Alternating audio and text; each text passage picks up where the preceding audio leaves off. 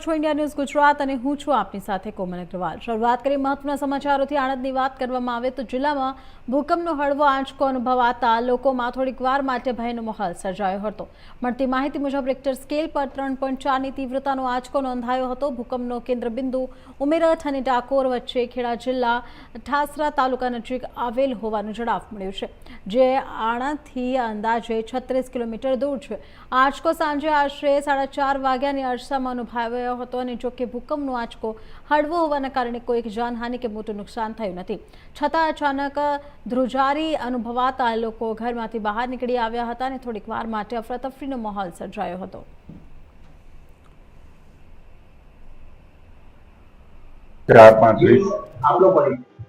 હું મામલતદાર ડિઝાસ્ટર આણંદ જિલ્લો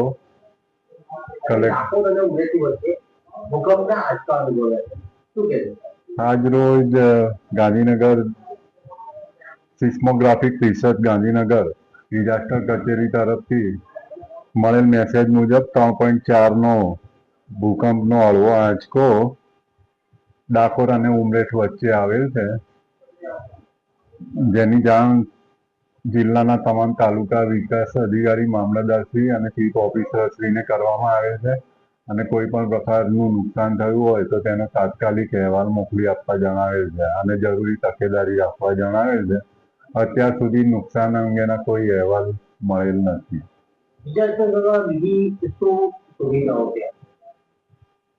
ભૂકંપમાં કોઈ પણ પ્રકારનું નુકસાન થયું હોય તો એ માટે અહેવાલ મેળવવામાં આવે અને જે પણ નુકસાન થયું હોય તો તે માટે જરૂરી સહાય ચૂકવણી કરવામાં આવે છે અને જરૂરી તકેદારી રાખવામાં આવે છે।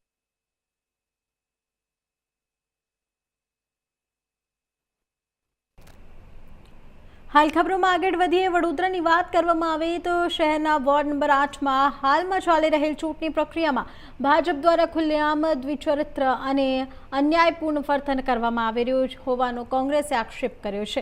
એક તરફ ભાજપ માટે અલગ નિયમો અને કાયદા લાગુ પડે છે, તો જ્યારે બીજી તરફ વિરોધ પક્ષના ઉમેદવારો માટે અલગ જ માપદંડ આપવાના આવી રહ્યા છે। તો છેલ્લા 24 કલાકમાં કોંગ્રેસના વોર્ડ નંબર 8ના ઉમેદવાર શ્રીજલ વ્યાસના તમામ બેનર અને પ્રચાર સામગ્રીને આખા વોર્ડમાંથી ઉતારી લેવામાં આવ્યા છે, પરંતુ આશ્ચર્યજનક વાત એ છે કે અન્ય વોર્ડમાં ભાજપના હોર્ડિંગ્સ 5 થી 7 દિવસથી ખુલ્લેઆમ લગાડવામાં આવ્યા છે અને તેમને કોઈક સ્પર્શતું પણ નથી।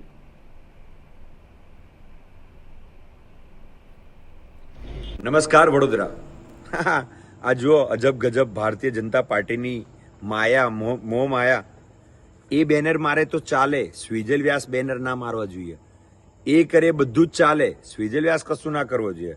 શ્રીજલ વ્યાસના નામથી આખું વોર્ડ નંબર 8 ખાસ કરીને એક ધારાસભ્ય એવો બોખલાયો છે કે એને ખબર જ નથી પડતી કે એમના લોકો નિયમ તોડે છે કે હું નિયમ તોડું છું। એ લોકોના બેનર લાગે છે, એઝિટીસ લાગેલા છે, પણ મારા બેનર 50 બેનર 24 કલાકમાં ઉતારી દીધા। આ ગભરાહટ અને આ જે એમનું વર્તન છે એ જોતા જ વડોદરા શહેરની જનતાને ખબર પડી જતી હશે કે પાર્ટી ગભરાઈ ગઈ છે। બધી જ રીતેથી બધી જ સામ દામ દંડભેદ બધું કરી ચૂકી છે અને હવે શ્રીજલ વ્યાસના નામથી ડર લાગે છે। શ્રીજલ વ્યાસના ફોટા જોઈને બીક લાગે છે। એટલા બધા ગભરાઈ ગયા છે કે આચાર સંહિતામાં એ લોકો બેનર મારે ચાલે, શ્રીજલ વ્યાસના બેનર ના હોવા જોઈએ। નવા નિયમ લઈ આવે છે અને કંઈક ને કંઈક હેમ કેમ રીતે શ્રીજલ વ્યાસને આગળ વધતા અટકાવે છે। પણ આનો જવાબ મારા વોર્ડ નંબર 8ની જનતા અવશ્ય 26 તારીખે મતદાન કરીને આપજો કે નિયમ લાગે તો બે જગ્યા પર સરખા લાગે। મારા બેનર ઉતરતા હોય તો એમના ભારતીય જનતા પાર્ટીના બેનરો પણ બધેથી ઉતરવા જોઈએ અને જો ના ઉતરે તો એનો જવાબ આપ સર્વ લોકોએ આપવો જોઈએ, કારણ કે આ તાનાશાહી છે, આ ગુંડાગીરી છે।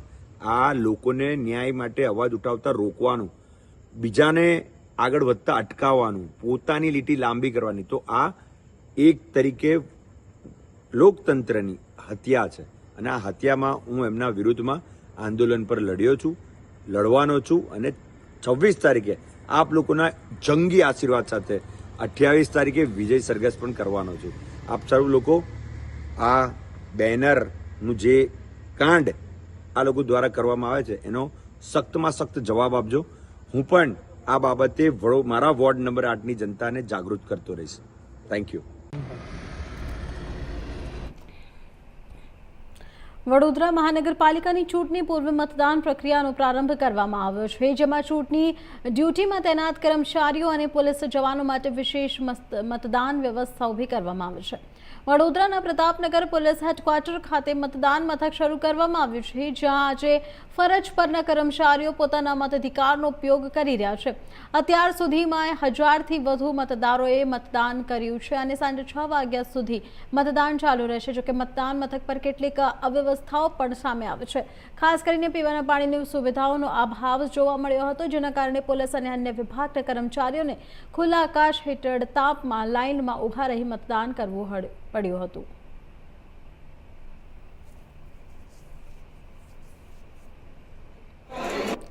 હું ફાલ્ગુનીબેન સોની, મદદનીશ ચૂંટણી અધિકારી વોર્ડ નંબર 13, 14, 15 અહીંયા પ્રતાપનગર પોલીસ હેડક્વાર્ટરમાં વોટિંગની પોસ્ટલ બેલેટના વોટિંગની કામગીરી ચાલુ રહી છે.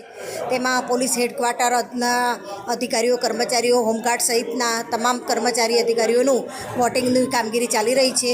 આ વોટિંગ સવારે 9 વાગ્યાથી સાંજે 5 વાગ્યા સુધી ચાલુ રહેશે અને ખૂબ વ્યવસ્થિત રીતે અને સુંદર રીતે વોટિંગની પ્રક્રિયા ચાલુ થઈ રહી છે. હા, અમારે અહીંયા વોર્ડ 13, 14, 15માં 451 વોટર્સ છે અને તમામની વોટર્સની પ્રક્રિયા અહીંયા શાંતિપૂર્ણ. હાલ ખબરોમાં આગળ વધી વલસાડની વાત કરવામાં આવે તો જિલ્લાના કપરાડા તાલુકાના વીર ક્ષેત્ર નજીક એક ગુજારો અકસ્માત સર્જાયો છે. એક પિકઅપ ગાડી પલટી જતા ગાડીમાં સવાર 6 લોકોના કરુણ મોત નીપજ્યા હતા, જ્યારે કેટલાકને નાની મોટી ઈજા થઈ. પરિવાર આડુવાડી પરત ગામ જઈ રહ્યો હતો અને દરમિયાન જ અકસ્માત નડ્યો હતો, જેમાં પરિવાર અને સગા સંબંધીઓ અકસ્માતનો ભોગ બનતા જ સમગ્ર પંથકમાં ચકચાર મચી ગઈ હતી. ઘટનાની જાણ થતાં જ 108 અને પોલીસની ટીમ સ્થળ પર પહોંચી હતી અને ઈજાગ્રસ્તોને સારવાર માટે હોસ્પિટલ ખસેડવામાં આવ્યા હતા. આ દોઢાવાડા રસ્તા પર ચાલકે સ્ટીયરિંગ પરથી કાબુ ગુમાવતા પિકઅપ ગાડી પલટી મારી ગઈ હતી, જેના કારણે અકસ્માત સર્જાયો હતો. મળતી માહિતી મુજબ અકસ્માતનો ભોગ બનેલ ગિરનારા ગામના હતા, જેઓ કોલવેરા આડુ વળવા ગયા હતા. ત્યાંથી પરત ફરતી વખતે આ ઘટના બની હતી.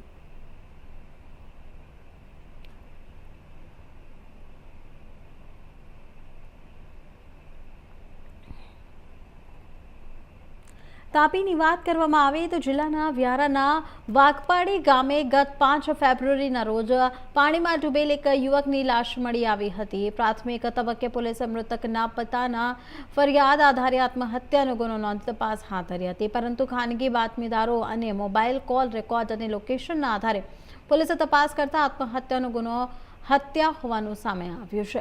વ્યારાના વાઘપાડી ગામે આવરું જગ્યામાં આવેલ બંધ પડેલ સ્ટોન ક્વારીના પાણીમાં એક યુવકની મૃતદેહમાં એક બોડી પડી મળી આવી હતી. પોલીસને જાણકારી મળી, જે બાદ મૃતક શેમ્યુઅલના પિતા બાબુભાઈ ગામિતની ફરિયાદના આધારે પોલીસે અકસ્માત મોતનો ગુનો નોંધી તપાસ હાથ ધરી હતી.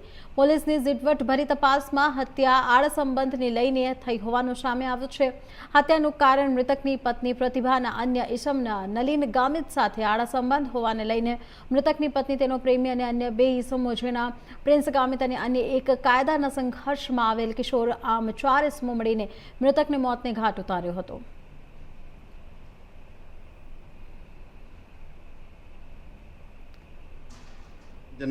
સેમ્યુઅલભાઈ બાબુભાઈ ગામિત, ઉંમર વર્ષ 28, રહેવાસી અગસવણ ગામ, ટાકલી ફળિયું, તાલુકો સોનગઢ નાઓની લાશ તારીખ 6/2/2026 રોજ કલાક 8:30 વાગ્યે વાઘપાણી ગામે ઉપલા ફળિયામાં આવેલ જંગલ ખાતાની જમીનમાં આવેલ જૂની પાણી ભરેલ સ્ટોન ક્વોરીમાં મળી આવેલ હતી. જે અનુસંધાને તેમના પિતાજી બાબુભાઈ કોટાભાઈ ગામિત નાઓની જાહેરાત લઈ કાકરાપાર પોલીસ સ્ટેશન ખાતે અકસ્માત મોત નંબર 2/2026 BNSS કલમ 194 મુજબ દાખલ કરવામાં આવેલ. આ કામે જરૂરી સાહેદોના નિવેદન લેવામાં આવેલ તથા જરૂરી પંચનામા કરી અને ઇન્ક્વેસ્ટ પંચનામું ભરી જરૂરી નમૂનાઓ લઈ FSL તથા હિસ્ટોપેથોલોજી વિભાગમાં નમૂનાઓ પૃથક્કરણ માટે મોકલી આપવામાં આવેલ હતા.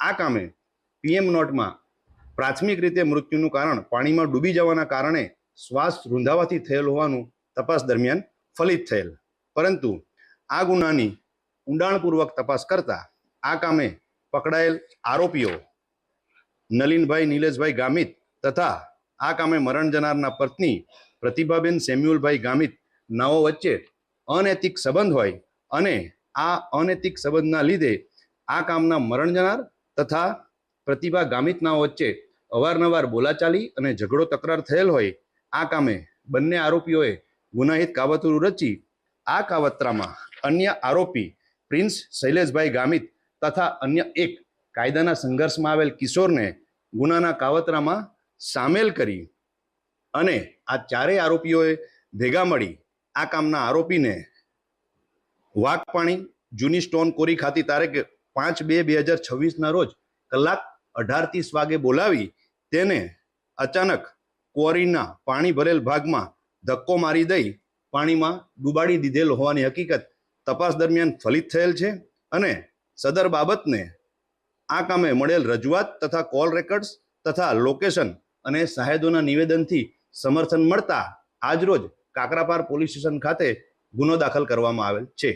આ કામે કુલ 3 આરોપીની ધરપકડ કરવામાં આવેલ છે અને કાયદાના સંઘર્ષમાં આવેલ કિશોર અનુસંધાને આગળની કાર્યવાહી ચાલુ છે. અમરેલીની વાત કરવામાં આવે તો જિલ્લામાં સ્થાનિક સ્વરાજની ચૂંટણીને લઈને રાજકીય માહોલ ગરમાયો છે. લાઠી તાલુકાના ચાવંડ તાલુકા પંચાયત બેઠક પર પ્રસિદ્ધ લોક સાહિત્યકાર માયાભાઈ અહીરની દીકરી સોનલબેન ટેર ભાજપમાંથી ઉમેદવાર તરીકે મેદાનમાં ઉતર્યા છે. તેમના ચૂંટણી કાર્યાલયનું ઉદ્ઘાટન અમરેલીના સાંસદ ભરત સુતારિયાના હસ્તે કરવામાં આવ્યું હતું, જ્યાં ભારત માતા કી જયના નાદ સાથે કાર્યાલય ખુલ્લું મૂક્યું હતું. ઉદ્ઘાટન બાદ સોનલબેન ટેર દ્વારા ડોર ટુ ડોર પ્રચાર શરૂ કરવામાં આવ્યો છે, જેમાં તેઓ ચાવંડ બેઠક વિસ્તારમાં ઘરે ઘરે જઈ મતદારોનો સંપર્ક સાધી રહ્યા છે. તેમણે મતદારોને ભાજપને જંગી બહુમતીથી જીતાડવા માટે અપીલ પણ કરી છે. આ સાથે જ વિસ્તારમાં ચૂંટણી પ્રચારને લઈને ભારે ઉત્સાહ જોવા મળી રહ્યું છે.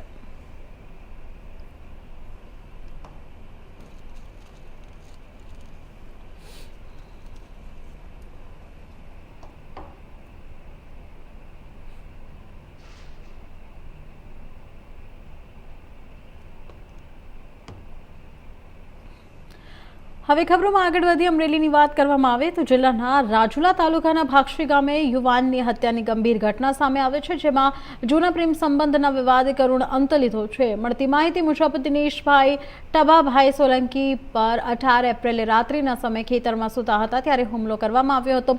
દિનેશભાઈ મોરબીથી મજૂરો લેવા ભાક્ષી ગામે આવ્યા હતા અને ખેતરમાં આરામ કરી રહ્યા હતા ત્યારે આરોપીઓ બાઇક પર આવી તેમને એકાંતમાં લઈ જઈ દોરી અને પટ્ટા વડે નિર્દયતાથી માર માર્યો હતો. ગંભીર ઈજાઓને કારણે દિનેશભાઈને હોસ્પિટલમાં ખસેડવામાં આવ્યા, જ્યાં સારવાર દરમિયાન તેમના મોત નીપજ્યું હતું. પોલીસ સ્ટેશનની અંદર ગઈકાલ તારીખ 21/4/2026 રોજ એક ગુનો દાખલ થયો છે કે જેની અંદર ભારતીય ન્યાય સંહિતા 2023ની કલમ 103(1), 115(2), 352, 54 તથા જીપી એક્ટની 135 મુજબનો એક ગુનો દાખલ થયો છે કે જેની અંદર આ ગુનાની હકીકત એવી છે કે આ ગુનાના કામના જે મરણ જનાર છે, જેનું નામ છે દિનેશભાઈ ટભાભાઈ સોલંકી, જેમણે આ ગુનાના કામના જે આરોપીઓ છે તેમની બહેનને આજથી અગાઉ 1 વર્ષ પહેલા ભગાડી ગયેલ અને એ બાબતનું જે મરણ જનાર છે તેમજ આ કામના જે આરોપીઓ છે એમના વચ્ચે લાંબા સમયથી એક મનદુખ ચાલતું હતું.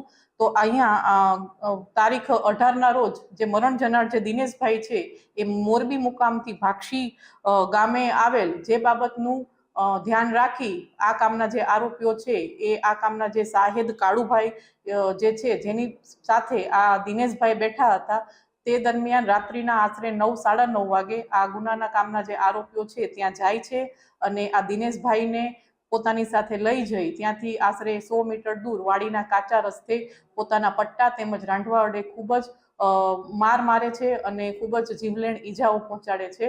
ત્યારબાદ આજે દિનેશભાઈ જે મરણ જનાર છે તે રાજુલાની સરકારી હોસ્પિટલમાં 108ને બોલાવીને દાખલ થાય છે અને સારવાર દરમિયાન તેમનું 2 દિવસમાં મૃત્યુ પામેલ છે. તો એક જે ગુનો દાખલ થયો છે અને હાલ એની તપાસ અહીંયાના એસએચઓ કરી રહ્યા છે અને આ ગુનાના કામના તમામ 3 આરોપીઓને પોલીસ દ્વારા અટક કરવામાં આવેલ છે. આપી દઉં.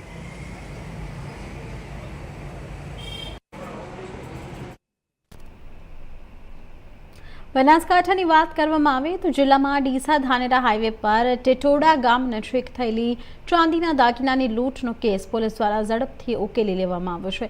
21 એપ્રિલ 2026ના રોજ અમદાવાદની મેક્સિમમ એન્ટરપ્રાઇઝીસના કર્મચારીઓ ધાનેરા ખાતે વેપારીને ચાંદીના દાગીના પહોંચાડવા જઈ રહ્યા હતા, ત્યારે કેટલાક શખ્સોએ તેમની કારને અટકાવી ચાંદીના દાગીના, મોબાઈલ, સ્કેનર અને ટેબ્લેટ સહિત અંદાજે 30.36 લાખ રૂપિયાનો મુદ્દામાલ લૂંટી લીધો હતો. આ અંગે ડીસા તાલુકા પોલીસ સ્ટેશનમાં કર્મચારી જીતેન્દ્ર કુમાર ખરાડીએ ફરિયાદ નોંધાવી હતી. પોલીસ વડા પ્રશાંત સુંબેના માર્ગદર્શન હેઠળ એલસીબી પીઆઈ ટી.એમ. રાઠોડ અને પીએસઆઈ આર.બી. જાડેજાની ટીમોએ તપાસ હાથ ધરી હતી. તપાસમાં ખુલ્યું કે મેક્સિમમ એન્ટરપ્રાઇઝીસમાં અગાઉ કામ કરનાર ભરત રબારીએ અંદરની માહિતીના આધારે અન્ય સગીરાતો સાથે મળી લૂંટની યોજના બનાવી હતી. તેણે કંપનીના દાગીના ક્યારેક ક્યાં અને ક્યાં માર્ગે મોકલ્યા છે તેની માહિતીનો લાભ લઈ અન્ય લોકોને સામેલ કર્યા હતા અને પોતે પરોક્ષ રીતે માર્ગદર્શન આપી લૂંટનો અંજામ આપ્યો હતો. બનાસકાંઠા જિલ્લાના ડીસા રૂરલ પોલીસ સ્ટેશન વિસ્તારના ટેટોડા ગામ નજીક, જે ડીસાથી ધાનેરા હાઈવે ઉપર આવે છે, તે ગામ નજીક એક ગાડીમાં, અલ્ટો ગાડીમાં મેક્સિમમ એન્ટરપ્રાઇઝીસ, જે ચાંદીની હોલસેલની દુકાન છે અમદાવાદની, તે ચાંદીની દુકાન પરથી 13 કિલો જેટલી ચાંદી લઈને તેના જે કર્મચારી હતા તે આવતા હતા. તે સમયે ટેટોડા નજીક એક અલ્ટ્રોઝ ગાડીમાં આવીને તે આ ગાડીને રોકવામાં આવેલ અને જે 13 કિલો ચાંદી હતી તે ચાંદી સાથે મોબાઈલ વગેરેની લૂંટ કરવામાં આવેલ. તે મુજબનો 112 નંબર ઉપર ઇન્ફોર્મેશન આવી હતી. ઇન્ડિપેન્ડન્ટલી ઇન્ફોર્મેશન એલસીબીના જે લોકલ કર્મચારી હતા તેઓના પાસે પણ આવી હતી. આ ઇન્ફોર્મેશન આવતા પછી તાત્કાલિક આસપાસના તમામ રસ્તાઓની નાકાબંધી કરવામાં આવેલ અને ચેકિંગ શરૂ કરવામાં આવેલ. સીસીટીવીના માધ્યમથી આ અલ્ટ્રોઝ ગાડીને આઈડેન્ટિફાય અને વેરીફાઈ કરવાની શરૂઆત કરવામાં આવેલ. લગભગ 1-2 કલાકના અંદર જ આ ગાડીને આઈડેન્ટિફાઈ કરી તેઓની લોકેશન ટ્રેસ કરવામાં આવેલ અને ડીસા રૂરલની હદમાં જ એલસીબીના જે કર્મચારી હતા તેઓની પ્રાઇવેટ ગાડી સાથે બ્લોકિંગ કરવામાં આવેલ હતી. જે લૂંટ કરનાર જે ગાડી હતી તે ગાડી દ્વારા આ ગાડીને અથડાવવામાં આવેલ અને પછી આ ગાડી જ્યારે રોકી તે પછી તે લોકોને જે એક્યુઝ હતા તે 4 એક્યુઝને પકડવામાં આવેલ છે. જે મુદ્દામાલ ગયેલ હતો જેમાં 13 કિલો જેટલી ચાંદી હતી, આ 13 કિલો જેટલી ચાંદી અને જે મોબાઈલ હતા, આ તમામ વસ્તુ રિકવર કરવામાં આવેલ છે. આ જે મેક્સિમમ એન્ટરપ્રાઇઝીસ ની દુકાન છે તેમાં એક વ્યક્તિ કામ કરતો હતો જેનું નામ ભરતભાઈ રબારી કરીને છે, જે 15 દિવસ પહેલાં તેને આ નોકરી ઉપરથી નીકળી ગયો હતો. તેઓની આ તમામ ઇન્ફોર્મેશન આરોપીઓ પાસે પહોંચાડી હતી. તેઓ આ ગાડીના પાછળ પણ હતા. તે પણ આરોપીમાં તેઓની પણ પકડવામાં આવેલ છે અને બાકી જે 4 આરોપી લૂંટમાં જે મુખ્ય આરોપી છે, જે શકરસિંહ વાઘેલા, વિપુલસિંહ વાઘેલા, લીલુબા વાઘેલા અને વિક્રમસિંહ ચૌહાણ છે, તેઓની પણ અટકાયત કરવામાં આવેલ છે. આના સિવાય એક આરોપી દેવાભાઈ રબારી, જે આ તમામ લૂંટને કોર્ડિનેટ કરતા હતા, તે અત્યારે વોન્ટેડ છે. આ લૂંટમાં તમામ મુદ્દામાલ રિકવર કરવામાં આવેલ છે અને લોકલ ક્રાઇમ બ્રાન્ચના સૂઝબૂછના કારણે અને તાત્કાલિક કાર્યવાહીના કારણે લૂંટના આરોપી અને તમામ મુદ્દામાલને પણ રિકવર કરવામાં આવેલ છે. હાલ ખબરોમાં આગળ વધી અરવલ્લીની વાત કરવામાં આવે તો જિલ્લામાં સ્થાનિક સ્વરાજની ચૂંટણીને લઈને પોલીસ તંત્ર સંપૂર્ણપણે અલર્ટ મોડ પર આવી ગયું છે. જિલ્લામાં કુલ 14 ચેકપોસ્ટ ઊભી કરી રાઉન્ડ ધ ક્લોક ચેકિંગ હાથ ધરવામાં આવી રહ્યું છે. ચૂંટણી દરમિયાન કોઈ પણ અનિચ્છનીય ઘટના ના બને તે માટે પોલીસ તંત્ર સજ્જ બન્યું છે અને દ્વારા સઘન કાર્યવાહી પણ કરવામાં આવી રહી છે. અત્યાર સુધીમાં પોલીસે 471 પ્રોહિબિશનના કેસમાં રેડ કરીને અંદાજે 1.40 લાખ રૂપિયાનો મુદ્દામાલ જપ્ત કર્યો છે. તે ઉપરાંત 708 લાયસન્સ ધરાવતા હથિયારો જમા લેવાયા છે અને નાસ્તા ફરતા 24 આરોપીને પણ ઝડપી પાડવામાં આવ્યા છે. જિલ્લામાં સ્થાનિક સ્વરાજ્યની ચૂંટણીની પોલીસ તરફથી તમામ કામગીરી ચાલી રહી છે. અત્યારે અલગ અલગ જગ્યાએ અમે ટોટલ 14 ચેકપોસ્ટ ઊભી કરી છે. ત્યાં રાઉન્ડ ધ ક્લોક પોલીસ બંદોબસ્ત છે. એ ઉપરાંત અમે અત્યાર સુધીમાં 471 જગ્યાએ પ્રોહિબિશનની રેડ કરી છે. ટોટલ 1 કરોડ 40 લાખનો મુદ્દામાલ અત્યાર સુધીમાં ચૂંટણી જાહેર થઈ ત્યારથી અત્યાર સુધીમાં અમે કબજે કર્યો છે. 24 આરોપીઓ એવા છે જે નાસ્તા ફરતા હતા જિલ્લામાં, એ અલગ અલગ ટીમો દ્વારા ડ્રાઈવ રાખીને એને પકડી લેવામાં આવ્યા છે. સમગ્ર અરવલ્લી જિલ્લામાં 708 વેપન પોલીસ દ્વારા કબજે કરવામાં આવ્યા છે, જે લાયસન્સ્ડ વેપન હતા જે જમા કરવામાં આવ્યા છે. અને એ ઉપરાંત ફૂડ પેટ્રોલિંગ, અટકાયતી પગલાંની કામગીરી, બૂથ વિઝિટ, ટ્રબલ મેકર જે છે એમની વિરુદ્ધમાં કામગીરી, આ તમામ કામગીરી ચાલુ છે અને મને વિશ્વાસ છે કે ચૂંટણી આપણે શાંતિપૂર્ણ રીતે પૂરી કરીશું.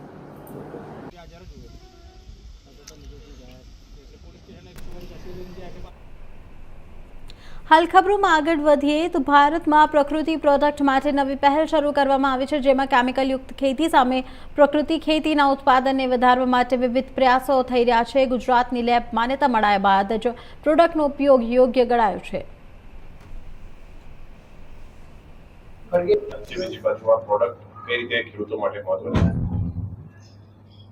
દુનિયામાં અને ભારતમાં આજે પ્રાકૃતિક પ્રોડક્ટ માટે કૃષિજનક પ્રાકૃતિક હોય એવી માંગ વ્યાપક પ્રમાણમાં વધી છે. કેમિકલ યુક્ત ફર્ટિલાઇઝરના કારણે દેશ અને દુનિયામાં જે રીતે વિવિધ પ્રકારના રોગ વધતા જાય છે, એનાથી બચવા માટે પ્રાકૃતિક ખેતી પ્રચાર અને એનું ઉત્પાદન વધે એના માટેના પ્રયાસો સરકાર દ્વારા, કેટલીક સ્વૈચ્છિક સંસ્થાઓ દ્વારા, ખેડૂત સંગઠનો દ્વારા થઈ રહ્યા છે. ત્યારે એક જર્મનના વૈજ્ઞાનિક અને જોર્ડનની પ્રાકૃતિક માઇસમાંથી બનાવવામાં આવેલ પ્રોડક્ટ સંપૂર્ણપણે કુદરતી ખાતર તરીકે જે ઓળખાય, એ ગયા વર્ષે 1 વર્ષ પહેલાં આ જ હોલમાં ખેડૂતો સમક્ષ એક પ્રયોગના રૂપમાં રજૂ થયેલ. પરંતુ જ્યાં સુધી ભારતની, ગુજરાતની લેબોરેટરી, કૃષિ લેબોરેટરી એને માન્યતા ના આપે ત્યાં સુધી આ પ્રોડક્ટને ભારતની ધરતી ઉપર કે ગુજરાતની ધરતી ઉપર પ્રયોગ કરવો ઉચિત નહોતો સમજ્યો. અને એટલા માટે અમે આણંદ કૃષિ યુનિવર્સિટી અને અન્ય લેબોરેટરીમાં આ પ્રોડક્ટને ટેસ્ટ માટે આપી 6-8 મહિના સુધી અલગ અલગ સમયે, અલગ અલગ ક્રોપ પર, અલગ અલગ ઋતુમાં એને પ્રાયોગિક ધોરણે તપાસણી થઈ અને ગયા મહિને એનો રિપોર્ટ પોઝિટિવ, એટલે કે ખેતીને માટે ખૂબ ઉપયોગી છે એ રીતે રિપોર્ટ આવતા એ રિપોર્ટ લઈને માન્ય મુખ્યમંત્રી ભૂપેન્દ્રભાઈ પટેલને પણ સુપ્રત કર્યું અને આજની દિવસે MOU કરીને MNG કંપની, એટલે કે જે જોર્ડનની માતબર કંપની છે જે આનું ઉત્પાદન કરે છે, એની સાથે ગુજકોમ અસોલે MOU કરીને દેશમાં પ્રથમ વખત આવી પ્રાકૃતિક પ્રોડક્ટ દેશભરમાં પ્રથમ વખત વ્યાપક પ્રમાણમાં આપી શકાય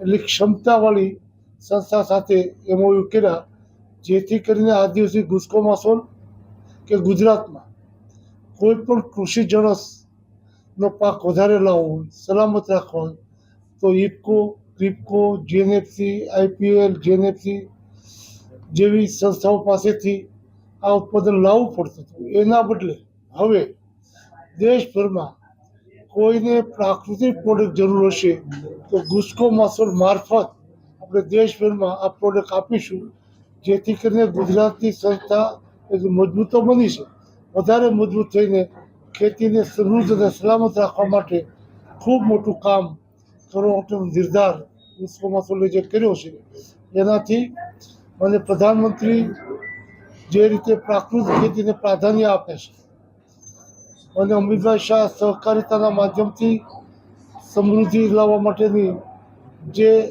પ્રધાનમંત્રીએ કરેલી વાતને સફળતાપૂર્વક આગળ લઈ જવા માટે પ્રયાસો કરે છે.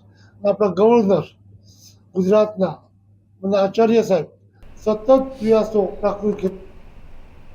તો હાલ સમાચારમાં આટલું જ. વધુ સમાચાર માટે જોતો રહો ઇન્ડિયા ન્યૂઝ ગુજરાત, ગુજરાતની ધડકન. નમસ્કાર.